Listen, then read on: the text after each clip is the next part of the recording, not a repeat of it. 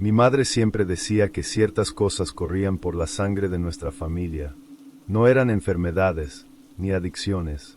Eran visiones, sensaciones, cosas que la mayoría de la gente prefiere fingir que no existen. Desde pequeña, he tenido episodios extraños, pero nadie lo trataba como una locura en casa. Me llamaban sensible, intuitiva, como tu bisabuela, y ya está. Pero crecí intentando bloquear estas cosas. Soy Ana, tengo 29 años, trabajo en una clínica, vivo sola, y aunque parezco estar bien adaptada, a día de hoy no duermo con las luces apagadas. Una noche lluviosa, esperando el autobús bajo un viejo toldo, me invadió una extraña angustia. Una opresión en el pecho, como si algo me alejara, como si alguien gritara mi nombre, pero sin sonido. Cuando llegué a casa, empapada, solo quería la comodidad de la rutina, una ducha caliente, comida ligera, una serie cualquiera en la tele. Intenté distraerme, pero la presión en mi pecho no desaparecía. Me acosté con la sensación de ser observado. Cuando cerré los ojos, me vi en un auto a toda velocidad. Llovía a cántaros. Las luces de la carretera brillaban en las ventanas y alguien gritaba mi nombre con desesperación. El auto derrapó. Me desperté sudando, con el corazón acelerado. A la mañana siguiente fui a trabajar tratando de olvidar ese sueño, pero tan pronto como cerré los ojos, el sonido del accidente regresó. Fue como si realmente hubiera sucedido. Cuando llegué a casa esa noche, me invadió una extraña necesidad de llamar a mi primo, Nico. Crecimos juntos, incluso de adultos, todavía teníamos un fuerte vínculo, casi como hermanos. Llamé, y no respondió. Le envié un mensaje de voz diciendo que había soñado con un accidente, que me sentía angustiada y que le pedía que tuviera cuidado al conducir, especialmente de noche. Dije eso sin entender por qué. Solo sentí que necesitaba advertirle. 2 días después, mi tía me llamó llorando. Nico había tenido un accidente en la carretera entre Magdalena y Nogales. Llovía a cántaros. Perdió el control. El coche volcó y solo fue encontrado horas después por un camionero. Dice que estaba en coma. Me quedé helada. No lloré, no grité. Por fuera, pero por dentro, mi alma gritaba desesperada. Salí a toda prisa. Viajé al hospital donde lo ingresaron. Me senté a su lado y me quedé allí durante horas, agarrada a su mano. Quería creer que podía oírme. Nadie sabía si despertaría. 3 días después, mientras dormía en el sillón, lo oí murmurar algo. Cuando desperté, me miraba.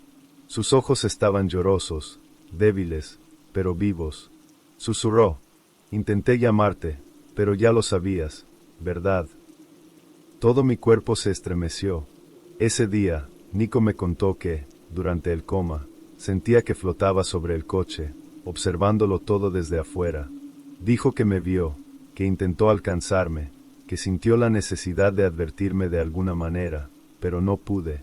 Le conté mi sueño, la opresión en el pecho, la repentina necesidad de llamarlo. Lloramos juntos.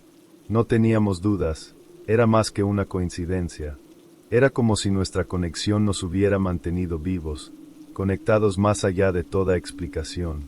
Después de que mejoró, nunca más volví a soñar con accidentes, ni a sentir esa angustia sofocante.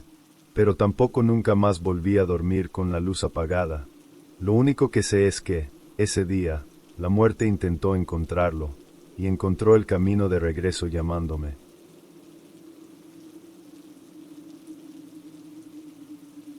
Nunca fui de las personas a las que les gustaban las historias de fantasmas. Evitaba las películas, los cuentos, incluso las conversaciones que tocaban el tema. Siempre creí que ciertas cosas no debían verse, mucho menos sentirse. A mi marido incluso le hacía gracia, decía que exageraba, pero respetaba mi miedo. Sabía que solo podía dormir con las luces apagadas cuando él estaba en casa. Cuando viajaba por trabajo, como esa semana, me trasnochaba, cualquier ruido me ponía en alerta. Mi hija Isabela, de 2 años, y yo estábamos solas esa noche. Después de acostarla, intenté relajarme en el sofá con un chocolate caliente. La tele estaba baja, el móvil en la mano, todo para ahuyentar el silencio incómodo de la casa. Alrededor de las 2 de la mañana, algo me hizo levantar la vista del móvil. Un movimiento sutil, una figura que pasaba de la cocina hacia el pasillo. No lo vi con claridad, pero lo sentí. Se me revolvió el estómago al instante. Me quedé quieta, el corazón me latía tan fuerte que me dolía el pecho. Pensé en correr al dormitorio, pero mis piernas no obedecían. Todavía intentaba racionalizar, tal vez una sombra, mi imaginación. Pero no, había una presencia, una sensación de que alguien realmente había pasado por allí. Reuní mi coraje, me levanté lentamente y miré hacia la cocina. Todo estaba en silencio, pero había una corriente de aire frío, como si una ventana estuviera abierta. Volví al dormitorio tratando de ocultar mi miedo. Dejé la puerta entreabierta para poder escuchar cualquier movimiento de mi hija en la otra habitación. Me acosté, pero no pude pegar ojo. Mientras miraba hacia el pasillo oscuro, con esa tenue luz de la cocina todavía encendida en el fondo, vi, de pie justo en el medio del pasillo, frente a la puerta de nuestro dormitorio, había una mujer, baja de estatura, vestida con algo que parecía un camisón viejo. Su cabello suelto caía sobre sus hombros, y su rostro me era familiar. No la había visto en meses, ya que estaba hospitalizada. Era la madre de mi esposo, Doña Rosa. Su mirada no me causó miedo, sino dolor. Era como si se estuviera despidiendo. Ella no habló, no se movió, solo me miró. Todo mi cuerpo tembló. No pude llamar a nadie, ni moverme. Su figura permaneció allí por unos segundos hasta que desapareció, lentamente, como si fuera humo disolviéndose en el aire. Y yo permanecí allí, inmóvil, hasta que salió el sol. A la mañana siguiente, me desperté temprano y preparé café como siempre. Cuando mi esposo me llamó desde el hotel, supe lo que diría incluso antes de que abriera la boca. Doña Rosa había fallecido esa mañana. No estaba llorando. Solo respiraba profundamente, tratando de comprender. Le pedí que volviera lo antes posible, pero no dije nada por teléfono. Esperé unos días, esperé a que se calmara, a que procesara todo. Fue solo cuando regresó y tuvimos un momento a solas, que decidí decírselo. Le dije que la vi esa noche, que sentí su presencia con una fuerza inexplicable. No lo dudó. Permaneció en silencio, con los ojos llenos de lágrimas. Me dijo que siempre supo que, si su madre se iba durante su ausencia, ella aparecería para decir adiós, y que probablemente me elegiría para eso, porque siempre me vio como una hija. Con el tiempo, volvimos a nuestra rutina, pero esa noche dejó en mí una marca difícil de describir. No como un susto, sino como una despedida silenciosa, la prueba de que el amor puede manifestarse incluso en el umbral entre la vida y la muerte. He llegado a respetar más este tipo de contacto. Últimamente, no huyo tanto de las señales. Todavía me aterran las sombras, no voy a mentir. Pero también entiendo que, a veces, lo que aparece no quiere asustarnos, simplemente no quiere pasar desapercibido. Su presencia esa noche no fue un susto. Fue una despedida.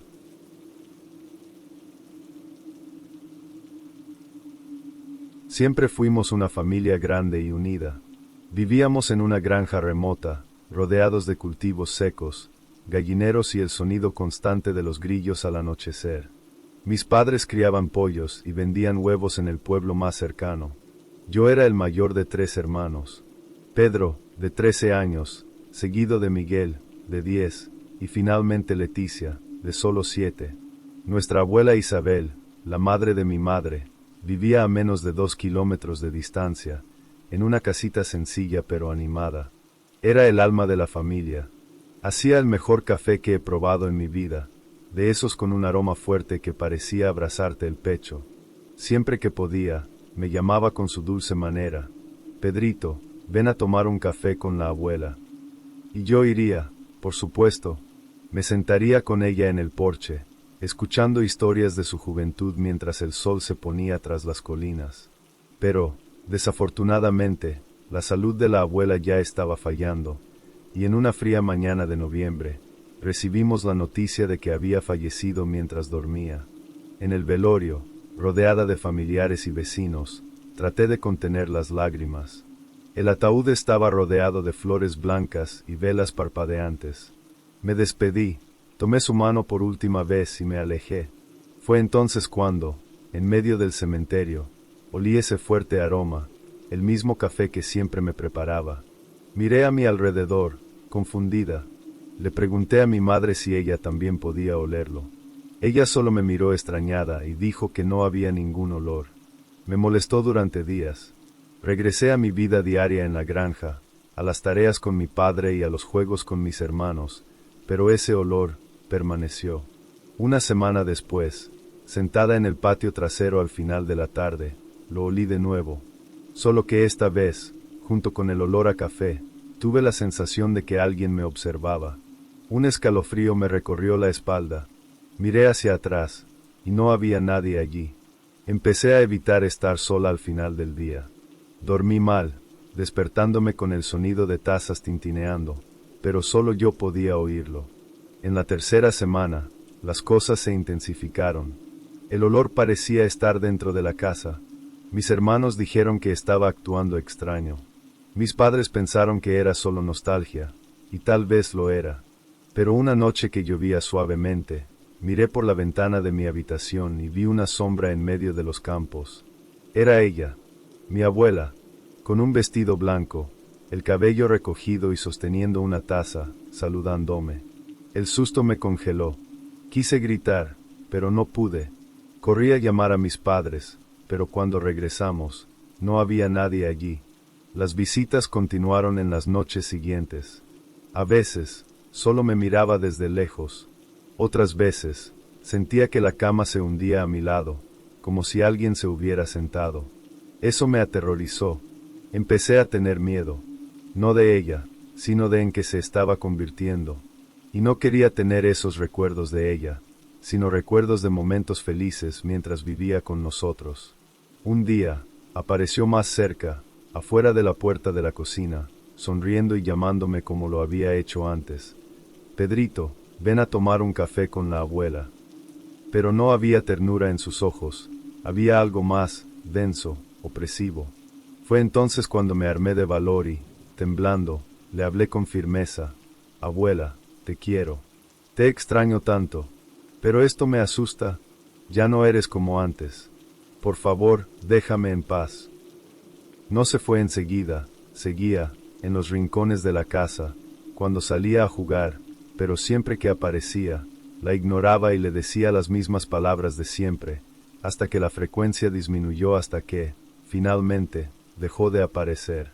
Suspiré aliviado, cuando no sentí nada observándome por la noche, dormí muy bien y ya no olía a café. Todavía la extraño, claro, pero al menos ahora puedo dormir. Si te gustaron estas historias, suscríbete al canal, activa la campanita y compártelas con ese amigo que ama el buen terror. Y cuéntame en los comentarios, ¿qué tipo de historias te gustaría ver aquí? Te escucho, hasta que se rompa el silencio.